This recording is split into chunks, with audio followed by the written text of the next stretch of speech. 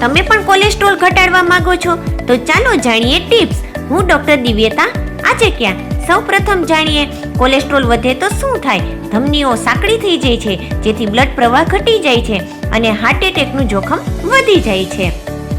જેના લક્ષણો છે માથાનો દુખાવો, થાક, છાતીમાં દુખાવો, ચક્કર આવવા તેમજ હાથ પગમાં સૂનાપણું થઈ જવું. કોલેસ્ટ્રોલ ઘટાડવા શું ખાવું જોઈએ? ઓટ્સ, ફળ, ફ્રૂટ્સ, શાકભાજી, બદામ, મગફળી. અને શું ન ખાવું જોઈએ? તળેલું, બટર અને મીઠ. કોલેસ્ટ્રોલ કંટ્રોલમાં રાખવા સંતુલિત ખોરાક લો.